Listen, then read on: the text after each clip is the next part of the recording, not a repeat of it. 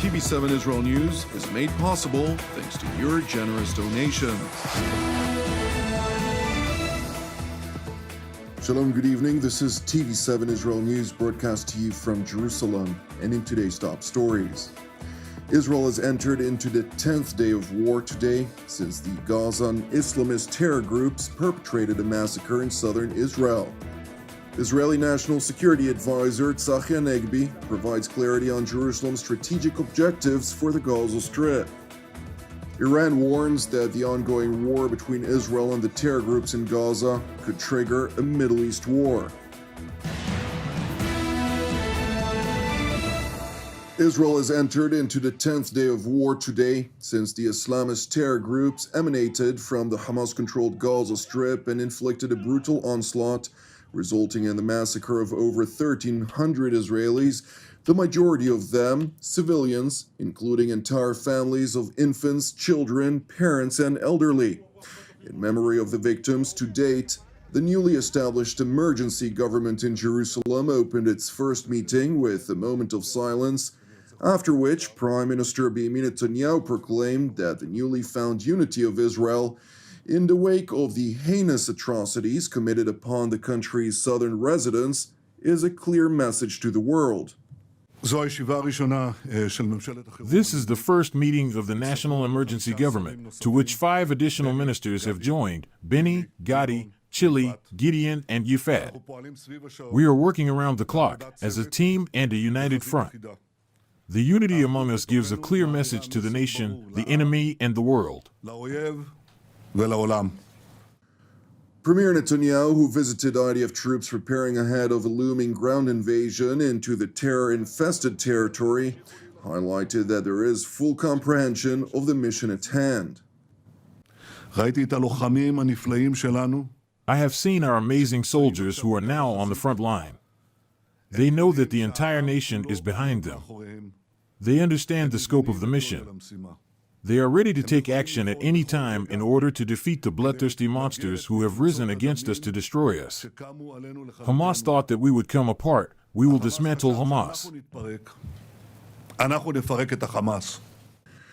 Jerusalem's top defense official also visited Israel's forces on the southern front, during which he seized the opportunity to proclaim that the IDF, alongside the entirety of Israel's security establishment, will not cease until a fundamental change will be asserted upon the terror-infested Gaza Strip. This war is a war of light against darkness. We face a culture that does not accept our existence here. They are brutal animals in human form, having murdered our soldiers, children, civilians. The soldiers here, together with their friends in the Air Force, Intelligence Directorate, and the Navy, will eliminate the Hamas terrorist organization. A scenario in which civilians, Israeli children, and women will be slaughtered and kidnapped, and that they would expect us to sit idly by. We will reach all of the terror infrastructure, including all of the tunnels. We will reach all of the Hamas operatives, and until the moment in which we eliminate all of them, the mission will not be complete. And I tell you from here, this will be an intensive, lethal, and precise war that will alter reality for good. To clarify Israel's intentions vis-à-vis the Hamas-controlled Gaza Strip, Israeli National Security Advisor Tzachi Hanegbi addressed the nation in an attempt to provide clarity for the days ahead. We decide, as part of the cabinet's decision that was reached, a term that I believe to be stronger than knock down. Because the term knock down is an amorphic term. If you're knocked down, you can later get up and shake the dust and reemerge. We decided upon a term that does not have room for redemption. You cannot get up from what we have in store. It is to destroy Hamas and Islamic Jihad capabilities, both military and governing capabilities. This means, as was mentioned by the Prime Minister in very clear words, Hamas will no longer exist as a governing body in the Gaza Strip after this battle. This round, our goal is to implement a reality in which Hamas won't be able to act as a governing body or able to threaten us from the Gaza Strip. We will still talk about this, 4 months to come, on how to reach this goal and what is the alternative, which you mentioned one of the alternatives. However, we will need to evaluate after that we reach our goal, what is the best alternative. Regardless, every alternative must eradicate any threat to Israel's Gaza periphery communities.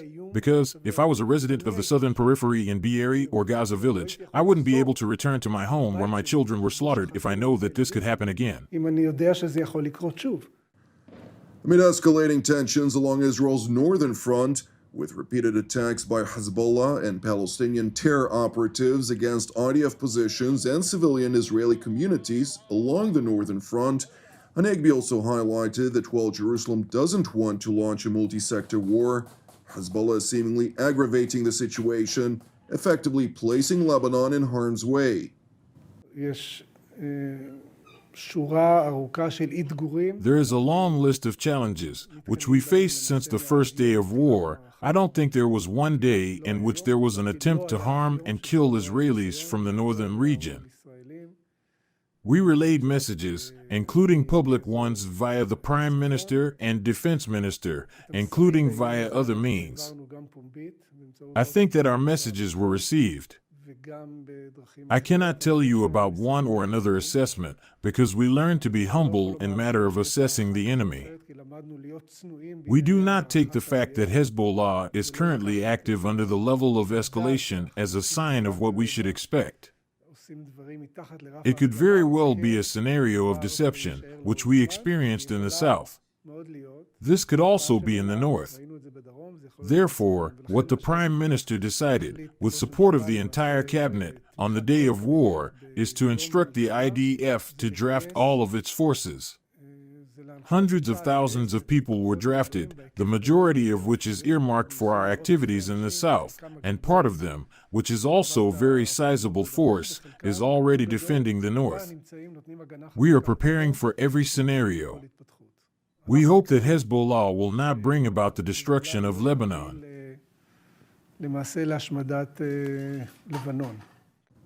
The Israeli National Security Advisor was further asked about whether negotiations were taking place to try and save the hostages, which Hamas and its affiliated terror groups kidnapped during the October 7th massacre in southern Israel. I cannot say that we are negotiating, because we don't really await to negotiate with an enemy which we have sworn to wipe off the face of the earth. We are committed to hostages and those missing. To, firstly, understand the basic figure which hundreds of families do not know themselves. Where are the children, their girls, parents? We are doing so in battle conditions, at a time when the enemy is conducting evil psychological manipulation, which in essence is also a war crime, but this doesn't surprise us. We are used to this, as was the case over the course of many years. Hamas doesn't provide any information. If they initiate anything, its goal is to perpetrate horrid feelings amongst the public. Hanegbi also seized the opportunity to confess that the preconception which the security establishment held vis-à-vis Hamas and Gaza resulted in the deadly failure, which ultimately caused a security failure that cost Israel and many other nations over 1,300 lives.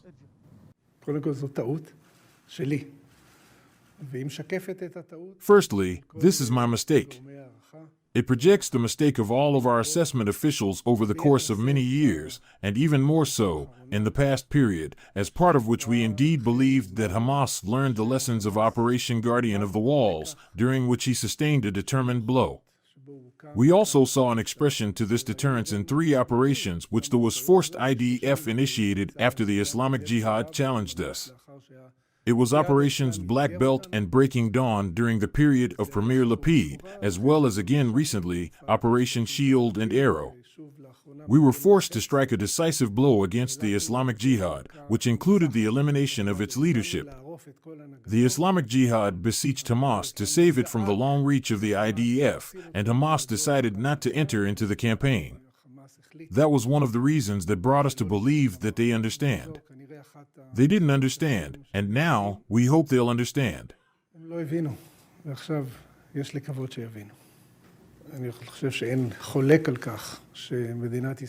I think that no one contends the fact that the state of Israel did not live up to the mission. The results are self-evident. The matter will be checked and is already being investigated as the Prime Minister directed the relevant institutions to conduct an immediate debriefing. However, this isn't a comprehensive investigation that we will have to conduct when the time is right. At this moment in time, we are focused on the fight ahead, as we are in the midst of a battle which I do not have to tell the viewers and you the significance of its outcome.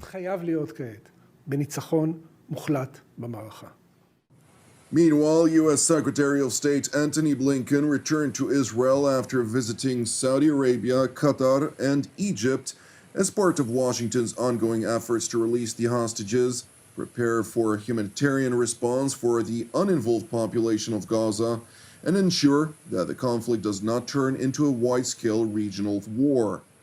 We have put in place, and Egypt has put in place, a lot of material support for people in Gaza. And Rafah will be open.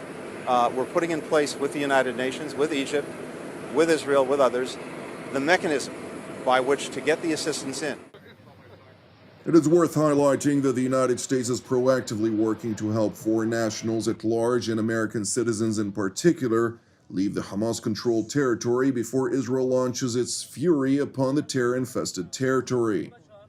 Well, first, with respect to the American citizens in Gaza, Martha, we have been working round the clock. We have an entire dedicated team that is working on nothing but this, helping American citizens who are in Gaza be able to get safe passage through the border crossing to Egypt. That has been difficult because of the ongoing operations and, frankly, because Hamas has intervened in some cases to make it hard for Palestinian Americans and others to be able to travel to the border crossing and get through. We're working that hard. Our goal is to ensure that every American who is in Gaza has safe passage out, and we will not rest until that happens. The U.S. National Security Advisor further stressed Washington's concern over prospects of wider escalation. We are concerned.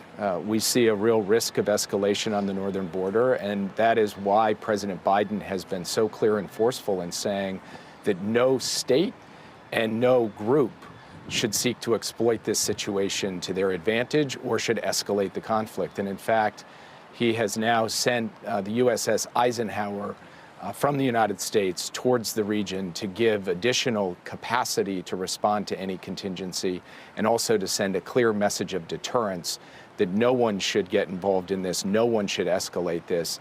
And the United States is showing that as well as saying that, and we will continue to monitor the situation closely on that northern border. It is important to highlight that Israel has provided drinking water via pipelines connected to the southern Gaza Strip, which aims to stimulate the civilian population to leave the northern part of the enclave ahead of the looming invasion. Meanwhile, Iran continues to lie about its involvement in Saturday's massacre in southern Israel. Moreover, it shamelessly attempts to redirect blame to the United States for its unequivocal support for Israel. The American government must be held accountable for the crimes of the Zionist regime, and it is the American government that, with all of its might, is now supporting the Zionist regime against the oppressed nation of Palestine. Sending a military fleet to the region's waters has no meaning other than unilaterally supporting the oppressor against the oppressed.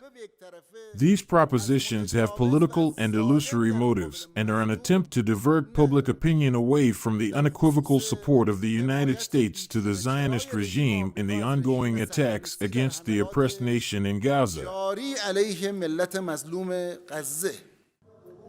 The Iranian Foreign Ministry spokesman went on to relay the Ayatollah regime's position, warning that Israel's offensive against the murderous terror groups in Gaza could ignite the entire region, where Tehran's proxies are preparing for a multi-sector conflagration. The resistance in the region will not close their eyes to the crimes of the Zionists, and continuing these inhuman approaches can cause the situation to get out of control. Thank